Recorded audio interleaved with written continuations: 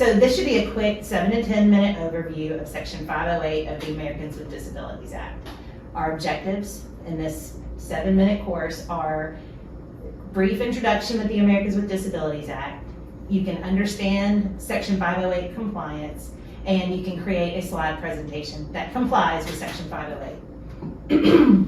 So first, the ADA is a civil rights law. It was passed in 1990, and the key words here are that it affects all individuals with disabilities and all areas of public life and public and private places that are open to the public. And so for me, that, the public and private places that are open to the public was the key part of that. So you think about museums and post offices, things like that, but grocery stores are private, restaurants are private, but all of those places need to comply. So just keep that in mind. Open to the public is the key part for me, the takeaway from that part of it. So who is considered disabled? We kind of brainstormed and put them on the board, and we've identified that, like Kelly said, almost everybody. I mean, there's a huge part of the population that has a disability, and the goal is when you create something, why would you, just through your creation, eliminate a portion of the population from being able to access that information? So, Section 508 requires federal agencies to develop, procure, maintain, and use information and communications technology that is accessible to people with disabilities. So the big question is, what is information and communications technology? And this is a list, and it's not inclusive, but telephones, televisions, internet, PDF documents, content on DVDs, online training, webinars.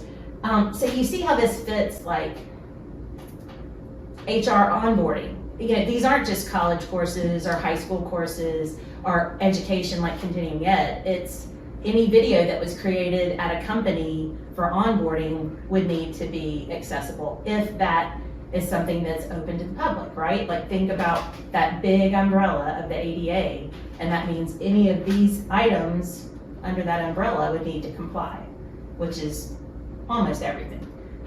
Hospitals, for sure, I would think, but be under that umbrella. So how does this affect me personally or in my profession? Well, for me, if I'm gonna create training, if I'm gonna design instruction for anybody or anything, I have to consider, is this open to the public? Does it need to be accessible? But how much work is it for me just to make everything accessible from the get-go? And I mean, so for me, the answer is, now that I've had the training, why would I ever create a slideshow or a PDF or a document that doesn't fit this model? Thus the words. There we go. So I did this on purpose. Okay, so today I'm going to show you real quick PowerPoints and other slideshow presentations, just some basic things you would do to make sure any PowerPoint or Google slide would be accessible. And with this, I'm going to bump out of this view so I can show you my keystrokes. So 3 main categories that I want you to think about: simple layouts, proper reading order, and all text boxes and images are accessible. So the first one, simple layouts. This was a huge thing for me. If you don't have a strong enough contrast between the background and the font, that's a visual impairment for anybody that doesn't have 20/20 sight vision. But I mean, even for me, that's hard. With my corrective lenses, that's hard to read. Basic keystrokes to fix it are, you highlight it, you go up to that bucket, you come down and you choose a different background, or you do no fill, but you change the color so that it's easier to read. So very simple fix, but when you keep that in mind, I used to get really creative with my slideshows in the classroom, and then I would be like, well, I want that word to be yellow, but yellow on a green background doesn't show up, and especially if you're a child that doesn't have 20/20 vision sitting in the back of the room. That doesn't mean you have to be blind for that to affect you. We talked about this earlier. Never use serifs and sans serif fonts on the same page. A dyslexic brain will try to assign hierarchy to those words for whatever reason. And Jenna and I talked about that, like how many times have we done that in a classroom, just thinking, oh, this will be a different way other than making it bold, but that is a no-no. Proper reading order. A lot of this is using the tools that PowerPoint or Google Slides gives you rather than being super creative on your own. They need to be able, a screen reader or a voice to text has to be able to access information in the correct order.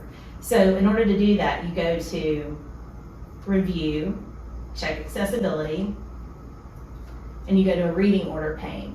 If a screen reader comes in, if a blind person, or I don't know about y'all, these days I love some subtitles on the television. So if a screen reader comes in, and I had kids that had dyslexia that would use Audible to read To Kill a Mockingbird to them, and they would listen and read. Well, if they're using the same screen reader to read a slideshow, and you don't order the different text boxes over here in the right order, it reads them haphazard. So it's a very easy thing to just grab that box, move it, and you can put it in the order in which it's supposed to be read. You can't have duplicate slide titles. Same reason. If there's a visually impaired person and you have five slides with the same title, they can't figure out whether that was slide 13 or slide 14 that had that information on it. And so the way to fix that is you go to View, Outline View, and this is what the screen reader reads. The screen reader automatically goes to Outline View and reads down this list. Well, I've added a 1 and a 2 here, and I don't know if you can see it. There's actually a 2 in there. And I just made it the same color as the background, but when the screen reader reads it, it'll say proper reading order 1, proper reading order 2, so that way they would be able to go back and find it. Visibility. So now moving on to that third section. All text boxes have to be visible, and the reason that this information that's on the slide is visible here is because they're in the proper text boxes. If I go to Home and choose Design, this is the design that I used. Which I'm really bad about this, like, oh, I want to add a little something extra over here, so I'm just going to grab and insert a text box and type something up there. It won't show up in Outline View, so the screen reader doesn't know to read it. So, but the way to fix it is, while you're on that slide, you can go up and you can pick one of these that has enough content for your boxes to all be filled. Like if you need 3 text boxes, you can move them on the screen and make them different sizes, but you have to use one of the computer formats. And then visibility 2, this is a huge one. A screen reader can't read this photograph, and the only reason it knows that's there is because there's a picture placeholder and you can add alt text. Now, as a photographer, this is where you this is where you give the photographer credit for their work. So if a photographer has sold this to a company, like if you got it from, I don't know, Kelly, like Alamy, or what's another? Stock. Yeah, like these stock. Yeah, so one of those stock photo things, you should copyright the photograph here as well. But the screen reader will go to alt text and read group of photographers. So if a person can't see that photo, the screen reader will tell them what's in that photo. A big no-no that happened with a bunch of those slideshows at the University of Alabama is they would screenshot graphs or things out of a book and drop them in their slideshow, and then the screen reader can't read it, and it's a graph, so it's important information. And so we would have to go in, add a text box, and type out everything in that graph as if you were explaining it to a person that couldn't see it. Which, I mean, that's really important if it's a marketing class and the marketing student can't see the graph that shows growth because of whatever factor being changed. And then the last thing is creating clear titles for each document. And this is a pretty basic thing, but you go here, you go to Info and Properties, And this is where you put in all the information. When a disabled person is scrolling over in their, like on their home screen, it will read all of this information to them instead of just the title. So it's really important. I mean, one of my biggest problems is I'll title something, Section 508.1, Section 508.2. Well, you need a clear title of what's in that for everybody. And so you fill out as much of this as possible.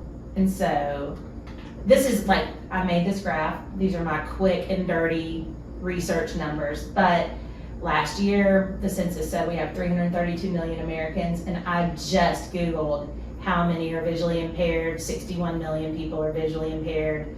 10 million are hearing impaired, and 43 million have dyslexia. That's scratching the surface of our population and scratching the surface of what counts as a disability.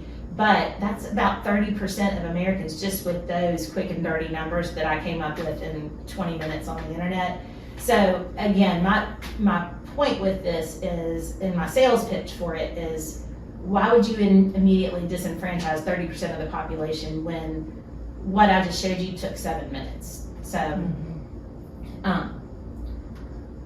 so just to recap, we talked about the Americans with Disabilities Act, Section 508 compliance, and I showed you the basic fixes for a PowerPoint slideshow. And there are some resources that I'll send to you, and I have those job aids that if you wanted to take them with you, you can have. And that's it. Well done. Thank you.